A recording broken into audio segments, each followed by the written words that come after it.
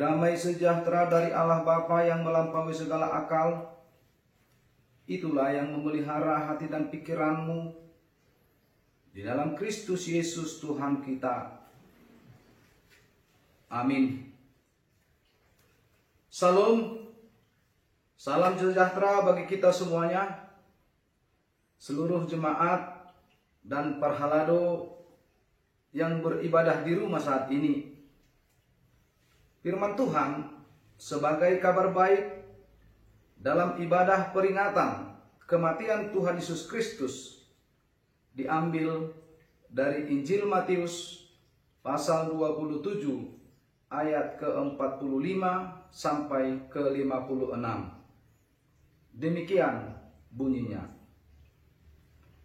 Mulai dari jam 12, kegelapan meliputi seluruh daerah itu sampai jam 3. Kira-kira jam 3, berserulah Yesus dengan suara nyaring, "Eli, Eli, lama sabachthani." Artinya, "Allahku, Allahku, mengapa engkau meninggalkan aku?" Mendengar itu, beberapa orang yang berdiri di situ berkata, "Ia memanggil Elia." Dan segeralah datang seorang dari mereka. Ia mengambil bunga karang, mencelupkannya ke dalam anggur asam, lalu mencucukkannya pada sebatang bulu dan memberi Yesus minum. Tetapi orang-orang lain berkata, "Jangan, baiklah kita lihat apakah Elia datang untuk menyelamatkan dia." Yesus berseru pula dengan suara nyaring, lalu menyerahkan nyawanya. Dan lihatlah, tabir bait suci terbelah dua dari atas sampai ke bawah, dan terjadilah gempa bumi, dan bukit-bukit batu terbelah, dan kuburan-kuburan terbuka, dan banyak orang kudus yang telah meninggal bangkit.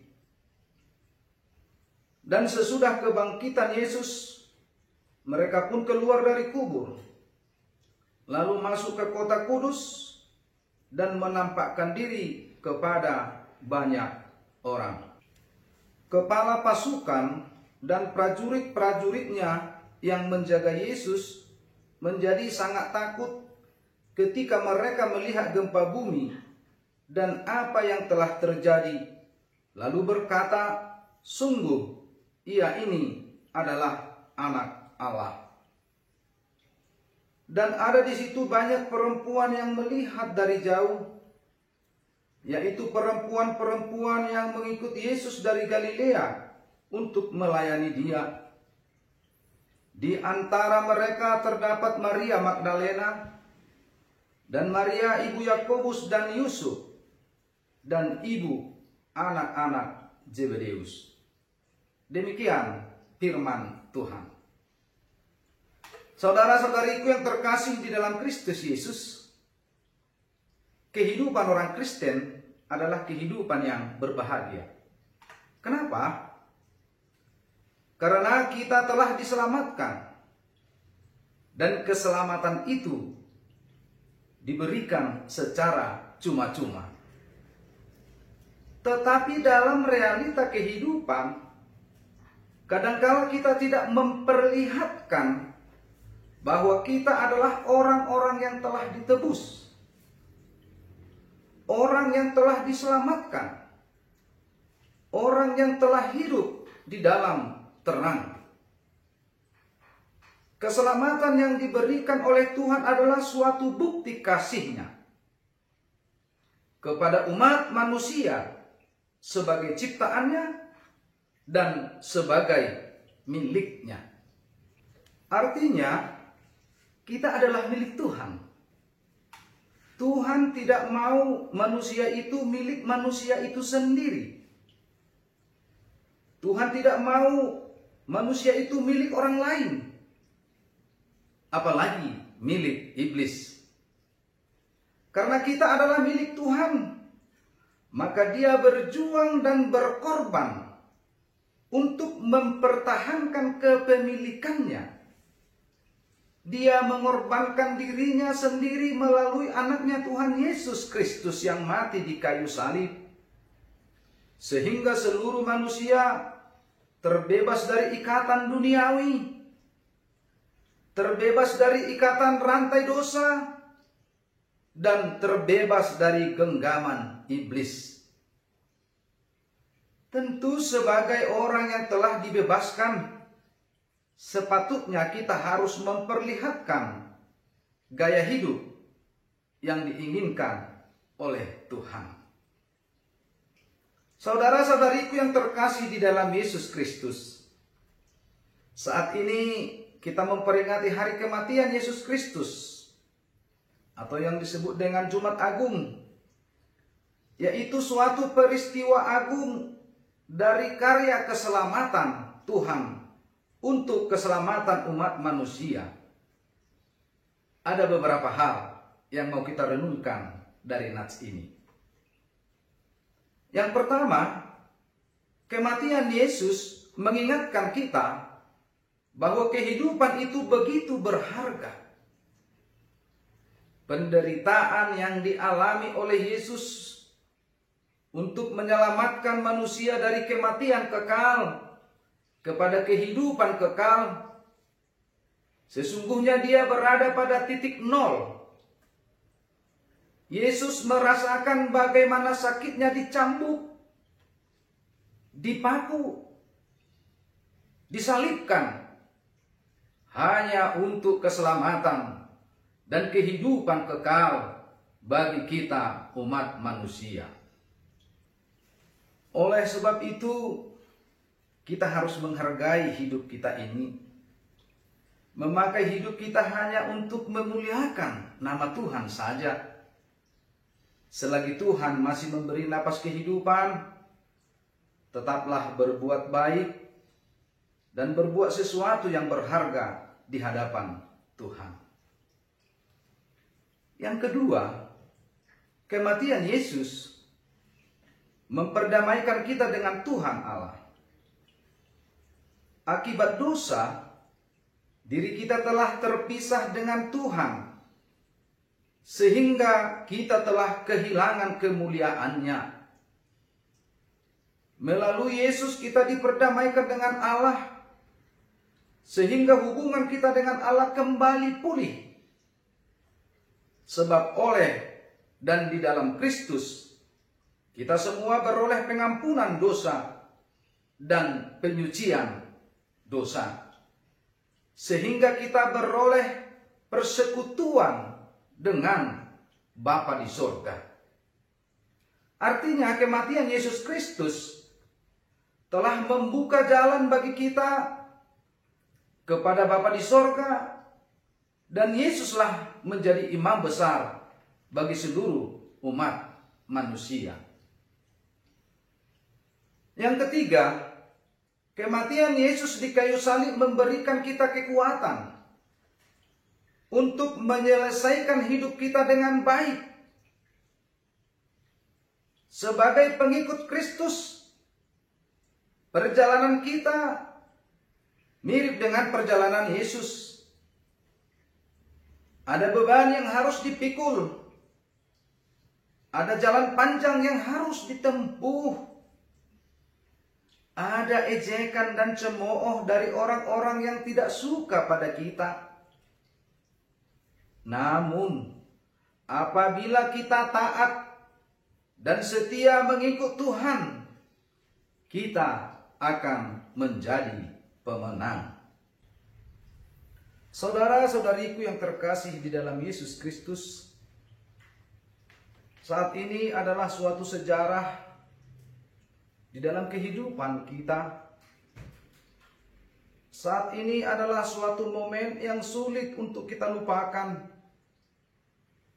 Karena yang biasanya kita memperingati kematian Yesus Kristus beribadah di gereja, tetapi saat ini kita memperingatinya beribadah di rumah. Biasanya pada Jumat Agung kita melaksanakan perjamuan kudus. Saat ini kita tidak akan melaksanakannya, yang walaupun nanti akan kita tentukan waktu untuk melaksanakannya setelah situasi normal. Artinya dalam situasi masa-masa sulit yang kita alami saat ini, jangan membuat kendor iman percaya kita. Jangan menjadi kendor semangat hidup kita untuk memperingati hari kematian Yesus Kristus. Tetapi tetaplah berkobar-kobar imannya. Marilah kita mengambil hikmat dari situasi yang kita hadapi saat ini. Ada banyak hal yang harus kita syukuri, yang biasanya kita sulit untuk bersama-sama dengan anggota keluarga kita. Inilah saatnya, inilah waktunya kita menikmati kebersamaan dengan anggota keluarga kita. Karena kesibukan, kita tidak bisa makan bersama-sama dengan keluarga. Inilah saatnya kita dapat bersama-sama makan dengan anggota keluarga kita. Karena waktu biasanya kita berdoa masing-masing. Inilah saatnya menikmati berdoa bersama dengan anggota keluarga. Biasanya beribadah masing-masing. Mungkin karena selera iman. Inilah saatnya beribadah bersama dengan anggota keluarganya.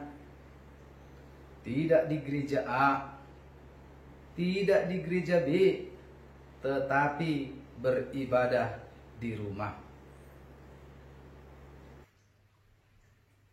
Yang biasanya kita tidak pernah olahraga bersama, ini kita sudah olahraga berjemur bersama-sama. Yang biasanya kita menjaga makanan, kalau saat ini kita diharuskan mengkonsumsi banyak makanan yang bergizi dan bervitamin. Ya, kalaupun naik badannya sedikit nggak masalah lah. Tapi itu adalah harus kita syukuri. Artinya, di masa-masa sulit saat ini karena COVID-19 ini, dibangun suatu kebersamaan walaupun harus menjaga jarak. Kita bersama, tapi harus jaga jarak. Situasi kita saat ini karena virus corona memaksa kita untuk hidup patuh dan disiplin. Tanpa pandang bulu, jabatan, profesi, kaya atau miskin, akan bisa menjadi korban. Saya tidak pernah mendengar orang pintar, orang yang brilian, orang kaya, orang miskin menyatakan dia mampu melawan virus corona ini. Semua takut. Bahkan negara adik kuasa, negara-negara maju, takut dan waspada dengan wabah virus corona ini. Saudara-saudariku yang terkasih dalam Yesus Kristus, pola hidup patuh dan taat kepada rencana Allah, itulah yang harus kita teladani dari Yesus. Yesus patuh dan taat kepada rencana Tuhan untuk keselamatan umat manusia. Walaupun dia harus menahan sakit, dihina, diludahi, dicambuk, dan bahkan sampai kepada kematiannya, dia tetap taat dan tunduk kepada rencana keselamatan yang dari Tuhan. Ketaatan dan kepatuhan dari Yesus itulah teladan bagi kita semua, sehingga kita memperoleh kehidupan kekal. Pola hidup taat, pola hidup patuh kepada rencana Tuhan, itulah menjadi milik kita. Terberkatilah Bapak Ibu Saudara sekalian yang beribadah di rumah. Tuhan menuntun hidupmu. Amin. Kita berdoa. Terima kasih Bapa Surgawi atas firman-Mu, kabar baik yang Tuhan sampaikan kepada kami, yang menguatkan kehidupan kami secara khusus saat ini di tengah-tengah mewabahnya virus corona yang melanda dunia, terkhusus daerah kami ini. Kami yakin dan percaya dengan kekuatan Roh-Mu, firman-Mu ini menjadi kekuatan bagi kami, sehingga kami dapat mensyukuri hari-hari kami. Kami dapat patuh dan taat dengan rencana-Mu dalam kehidupan kami. Ajar kami ya Tuhan agar tetap setia kepada rencana-Mu. Berkati seluruh jemaat-Mu yang beribadah di rumah atau beribadah di tempat lain. Berkati juga jemaat-Mu yang tengah sakit saat ini, yang dirawat di rumah sakit, yang dirawat di rumahnya dimanapun mereka berada. Kuasa-Mu yang menyembuhkan mereka. Berkati juga keluarga yang korban COVID-19, agar mereka tetap kuat dan tetap setia mengandalkan nama-Mu di dalam masalah yang mereka hadapi. Berkati juga para pimpinan negara-negara, terkhusus negara kami Indonesia ini. Berkati juga para pemimpin-pemimpin gereja, terkhusus gereja HKBP, agar semakin bijak untuk memberikan segala arahan yang akan kami laksanakan di daerah kami masing-masing. Kami yakin dan percaya dengan kuat kuasa-Mu wabah ini akan dapat kami atasi. Kami yakin dan percaya dengan kasih-Mu, wabah ini akan dapat berlalu. Tuhan Allah Bapa kami yang bertahta di kerajaan sorga, kami serahkan hidup kami, secara khusus seluruh jemaat-Mu mulai dari anak-anak sampai dewasa dan orang tua, hanya ke dalam tangan pengasihan-Mu. Berkati juga para parhalado dan para pendeta, agar tetap bersama-sama melayani-Mu di tengah-tengah gereja-Mu melalui program-program yang sudah kami tentukan. Kami yakin dan percaya seluruh program gereja-Mu kiranya kehendak-Mu yang jadi. Terpujilah nama-Mu ya Tuhan, kekal sampai selama-lamanya. Amin.